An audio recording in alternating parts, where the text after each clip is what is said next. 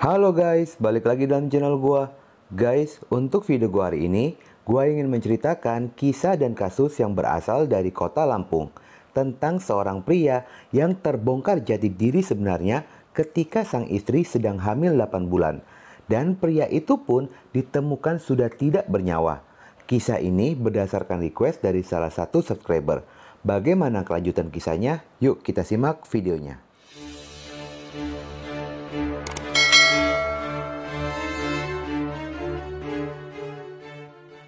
Pada hari Senin tanggal 12 Juli 2021, sekitar jam 8 pagi, Kecamatan Pugung, Kabupaten Tanggamus, ada seorang petani bernama Sutejo berusia 65 tahun.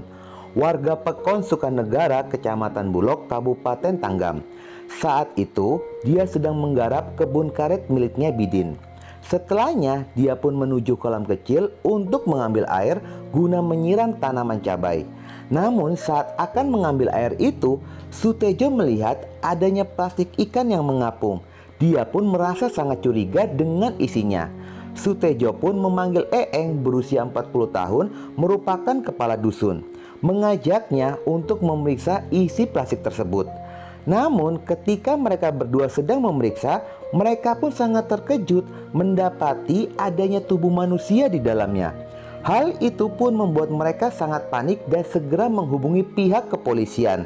Dengan adanya laporan penemuan itu pun, anggota polisi bersama tim Inavis bergerak mendatangi lokasi dan langsung mengamankan TKP, serta melakukan identifikasi yang diketahui jika tubuh itu merupakan seorang pria berusia 30 tahun.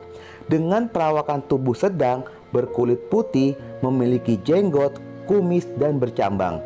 Meski ciri korban dapat diketahui, namun identitas korban masih menjadi misteri lantaran tidak ditemukan adanya identitas diri pada diri korban.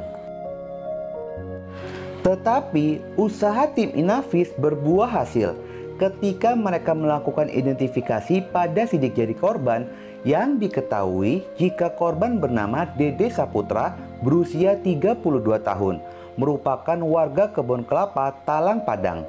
Pada saat itu, pihak kepolisian segera mencari tahu keberadaan dari keluarga korban dan segera menghubunginya untuk melakukan pencocokan identitas dari korban.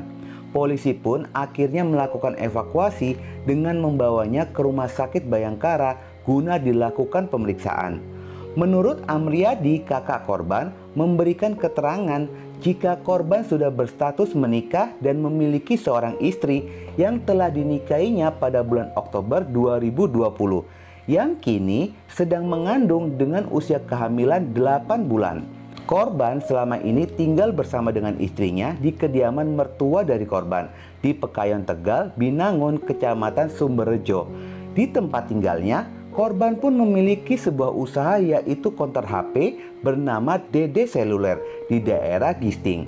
Namun selain memiliki usaha, korban pun mengajar di sebuah sekolah di daerah Pekayon Tegal, Binangun bersama dengan sang istri sebagai guru honorer.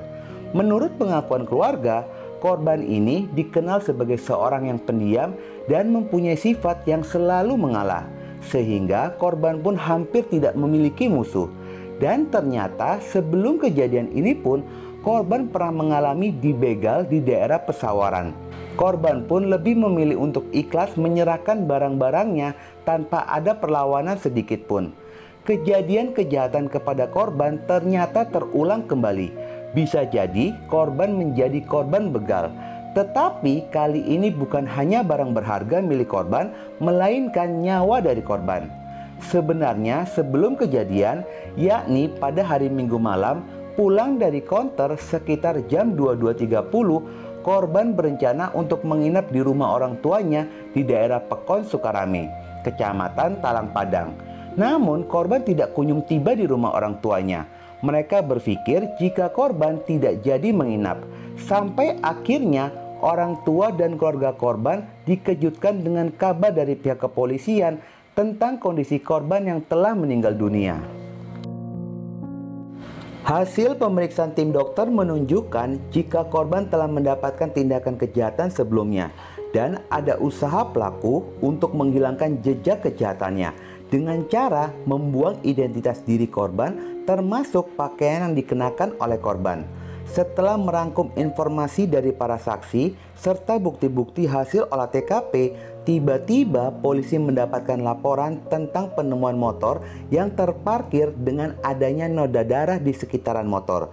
Saat polisi meluncur ke sana, polisi mendapatkan titik temu ketika adanya rekaman CCTV. Terlihatlah dua orang sedang memparkirkan motor di depan tempat perbelanjaan. Pihak kepolisian pun langsung memburu para pelaku. Yang diketahui jika motor itu adalah milik dari korban. Dalam tempo kurang dari 24 jam, polisi berhasil mengetahui keberadaan dari pelaku. Pada hari Rabu, tanggal 13 Juli 2021, sekitar pada jam 4 pagi, akhirnya polisi berhasil menangkap seorang pria yang diduga sebagai pelaku kejahatan bernama Syahrial Aswad di Desa Nabangsari, Kecamatan Kedongdong, Kabupaten Pesawaran. Namun tidak sampai di situ saja, polisi pun berhasil meringkus Bagas Maulana di Pekonlua, Kecamatan Talang Padang. Saat dilakukan pengembangan pencarian barang bukti, ternyata kedua pelaku ini telah membuangnya di Sungai Pekon Sumanda. Kedua pelaku pun berusaha melakukan perlawanan dan melarikan diri, sehingga polisi pun melakukan tindakan dengan memberikan hadiah timah panas kepada kedua pelaku. Dan hasil dari interogasi, pelaku Bagas memberikan keterangan dirinya merasa kesal lantaran sering dibohongi oleh korban yang sering ingkar janji menjanjikan bayaran Rp700.000 usai melakukan kencan. Namun ternyata bayaran yang diterima hanyalah Rp300.000. Dan semenjak korban menikah, pelaku tidak pernah lagi mendapatkan uang dari korban. Hingga akhirnya Bagas merencanakan untuk menghabisi nyawa dari korban bersama Syahrial Aswad. Diketahui di balik itu semua ternyata korban ini adalah penyuka sesama. Mirisnya hal ini pun terungkap di saat kondisi sang istri sedang hamil 8 bulan. Pada sisi lainnya, Bagas pun menceritakan bagaimana awalnya kenal dengan Dede pada tahun 2019. Ketika itu, dia sering bermain futsal di daerah Talang Padang. Korban pun sering nongkrong di lokasi tersebut dikarenakan pemilik futsal adalah rekan dari korban. Sampai pada tahun 2020, awal mereka menjadi dekat secara intens. Ketika itu, pelaku Bagas ingin menukarkan handphone miliknya dan menambah uang, tetapi korban menolak uang tersebut dan menukarnya dengan mengajak pacaran. Awalnya Bagas pun menolak berpacaran dengan korban. Namun karena terus-menerus dijanjikan uang oleh korban, akhirnya Bagas pun mulai tergoda dan melakukan kencan dengan korban. Hubungan asmara mereka tersebut sering dilakukan di konter Dede seluler milik dari korban, termasuk di rumahnya atau di hotel. Namun seiring jalannya waktu, korban ini mulai berubah dan selalu ingkar janji, membuat Bagas menjadi sakit hati. Hingga peristiwa itu terjadi pada hari Senin tanggal 11 Juli 2021. Bermula ketika Bagas Maulana menghubungi Syahrial Aswad via WhatsApp. Bagas curhat kepada Syahrial menceritakan kekecewaannya kepada korban. Pasalnya korban ini kerap tidak menepati janji pembayaran sebesar Rp700.000 setiap melakukan kencan. Tetapi korban hanya membayarnya sebesar Rp300.000. Dan perbuatan itu pun dilakukan secara berulang-ulang kali, yang membuat Bagas kesal dan marah dan berencana untuk menghilangkan nyawa dari korban. Mendengar cerita dari Bagas, secara kebetulan Syahrial pun dulunya sering dikecewakan oleh korban terkait pembayaran setelah berkencan, yang akhirnya Syahrial pun bersedia ikut terlibat dalam kejahatan ini. Hingga perencanaan itu pun disusun dengan langkah awal. Pelaku Bagas membuat janji dengan korban, tetapi sebelumnya Bagas Maulana menjemput Syahrial dari Bandar Lampung menuju lokasi gubuk kayu. Syahrial pun bersembunyi di dalam gubuk tersebut. Lalu Bagas menjemput korban yang tidak jauh dari konter handphone miliknya. Masing-masing dari mereka berkendara motor beriringan menuju gubuk kayu tersebut. Setibanya di gubuk tersebut, Bagas dan korban seperti biasa mereka bertemu lalu berkencan. Dan setelah selesai itu, sesuai dengan dugaan, korban kembali ingkar janji hanya membayar Rp300.000 hingga terjadilah pertengkaran di antara mereka.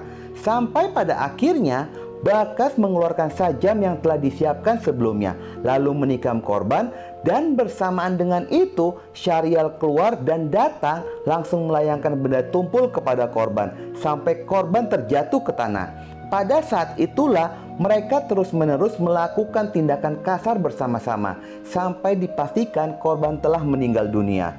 Setelah dipastikan korban sudah meninggal, mereka pun mengambil uang milik korban sejumlah 1 juta lalu dibagi rata masing-masing 500.000. Lalu Bagas Maulana mengambil plastik bekas ikan yang telah disiapkan di jok motornya untuk melapisi korban dengan plastik tersebut.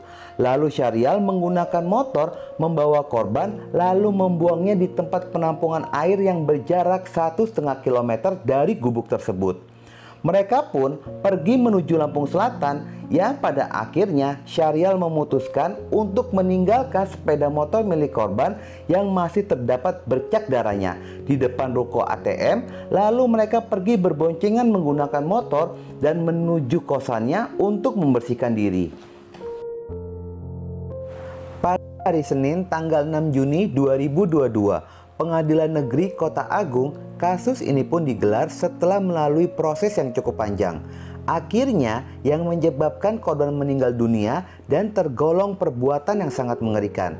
Serta terdakwa pun tidak mau mengakui perbuatannya dan tidak menyesali perbuatannya. Mereka pun berbelit-belit ketika di dalam persidangan. Mereka terbukti secara sah dan meyakinkan telah melakukan pembunuhan berencana terhadap korban, sehingga majelis hakim pun menjatuhi vonis seumur hidup kepada pelaku. Guys, itulah video gua hari ini, dan jangan lupa ikuti terus video gua. Oke?